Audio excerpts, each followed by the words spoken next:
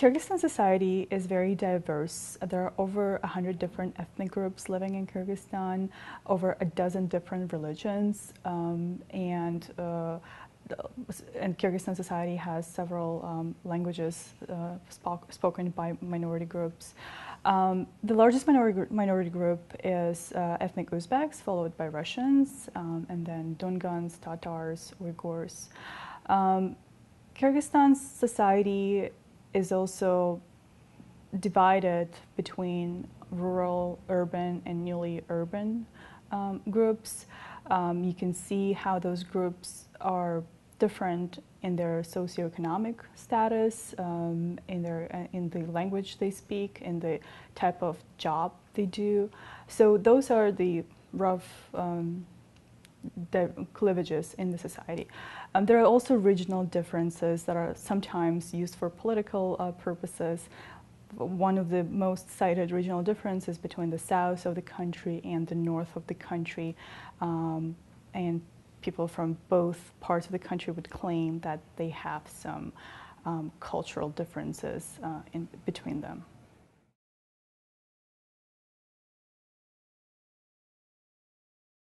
The way the Soviets defined ethnicity as being biologically predefined and attached to a certain territory, and basically very rigid definition, still persists today strongly in the minds of politicians and society.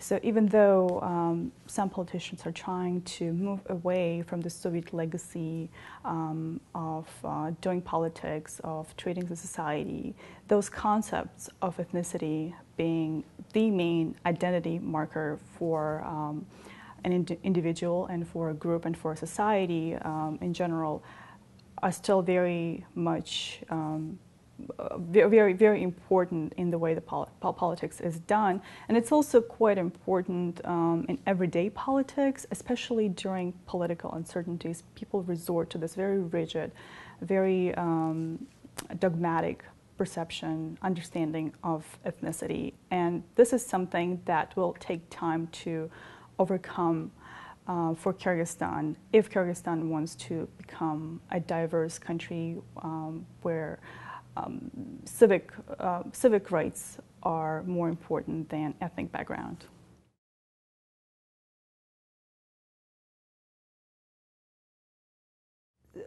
I think the biggest challenge in Kyrgyzstan today is underrepresentation of ethnic minority groups and of women.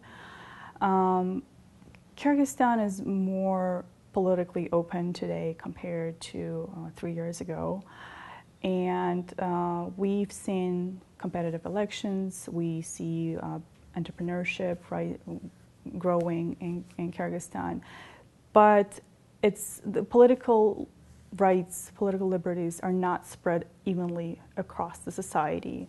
And the majority ethnic group, the Kyrgyz, they enjoy those political freedoms to a greater extent than ethnic minorities.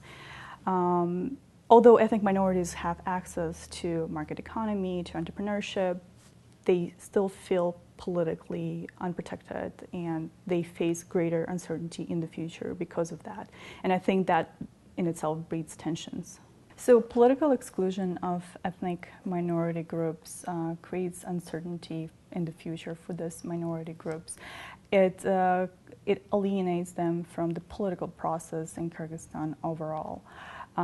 Whereas quite good political representation of ethnic majority sort of reinforces the notion that ethnic Kyrgyz are the state-making ethnic group, the so-called, the Soviet concept of state-making people for Kyrgyzstan, and it breeds this ground where ethnic majority enjoys both political representation and access to market resources, whereas ethnic minorities, they only enjoy access to market resources, but they can't defend their private property. They can't defend their interest on a political level.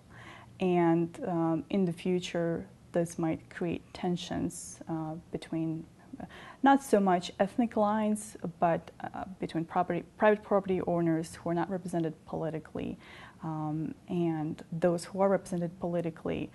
But this can easily turn into ethnic tensions in the future.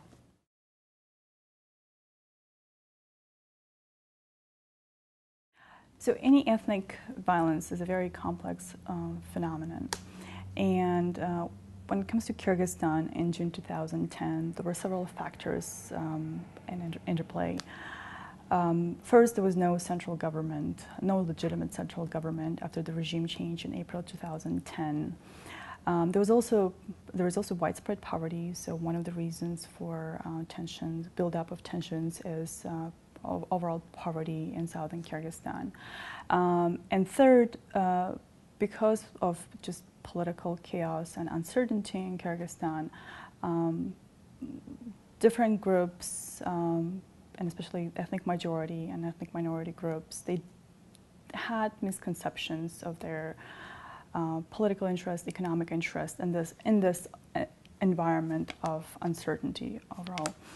And there were several mistakes made by the members of interim government, which ignored possible buildup of tensions along interethnic lines. There were also rumors, and there was political disalignment of the population in southern Kyrgyzstan with the processes that were taking place in northern parts of the country. And this all, at one point, became a, this all sort of overlapped at one point, and just one spark, a fight in a nightclub sparked wider interethnic tensions, and the government was not able to halt it right there. Once it spread in southern Kyrgyzstan, and it took about 4 days for the government to be able to mobilize troops and stop the violence.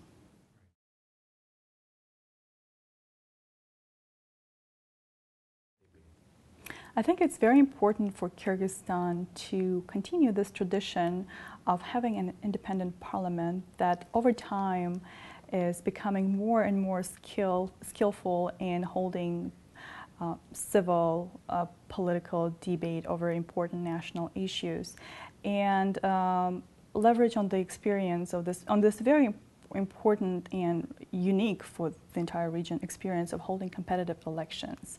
So in a couple of years, in about 2 years, there's going to be another parliamentary elections in Kyrgyzstan, and it is important to make them even more competitive and be even more inclusive in terms of including more representatives of ethnic minority groups and women into party lists. And if those elections in 2 years are as competitive or more competitive and fair and transparent compared to the ones in 2010, 2011, then I think Kyrgyzstan has a good chance of becoming a democratic country in the foreseeable future. So the next elections are going to be an important benchmark for Kyrgyzstan.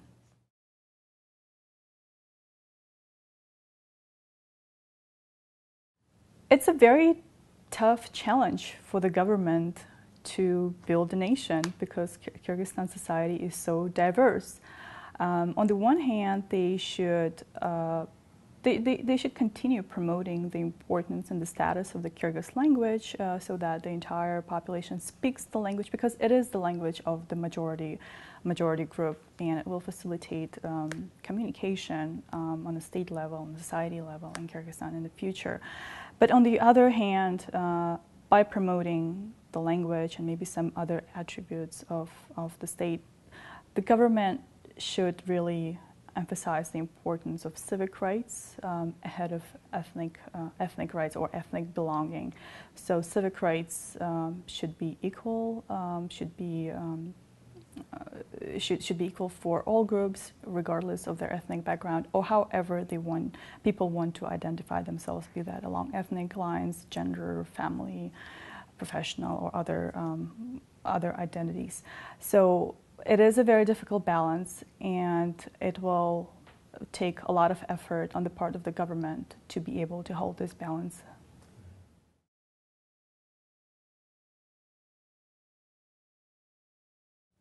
The Kyrgyz government's attempt to enforce inclusiveness of all ethnic and cultural groups in Kyrgyzstan by adopting a specific policy document is a very bold attempt, given that the memory of ethnic conflict is still fresh in Kyrgyzstan. By adopting this document on national unity, the government tried to balance between the interests and the needs of ethnic majority groups and concerns of ethnic minority groups. And one of the positive moments in this particular policy is that it doesn't explain what happened in June 2010 as being necessarily driven by interethnic tensions, but it looks beyond ethnic identities. It looks into some of the economic and cultural changes in southern Kyrgyzstan that led to conflict, to violence. However, the policy is still limited because it continues to appeal to some of the Soviet ways of defining ethnicity as being a very rigid concept, as being the primary identity of any person or group. And it often, the policy ignores some of diversities that might exist within ethnic groups. And it ignores the question that ethnicity does not necessarily have to be the main identity marker, and it does not have to lead group, the way group acts, behavior of a group or an individual. But again, it's quite an innovative idea on looking into inclusiveness in Kyrgyzstan, and it does try to develop a new identity based on civic rights. Whether it will be successful is another question, but it's a bold attempt and it's worth it.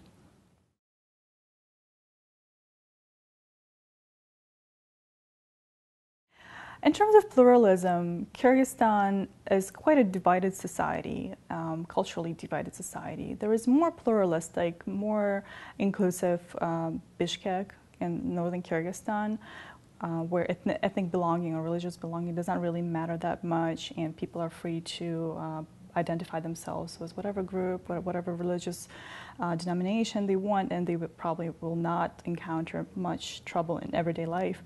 When it comes to Southern Kyrgyzstan, where the memory of conflict, interethnic conflict is still fresh, it's not that easy to be an ethnic minority. And there is discrimination, everyday discrimination, reinforced by local government and just by the peoples themselves. So it is a divided society, but given that Kyrgyzstan today is politically open and hopefully will stay this way, if this culture of Bishkek, of northern Kyrgyzstan, spreads across the country, then there are more hopes for a pluralistic society in Kyrgyzstan.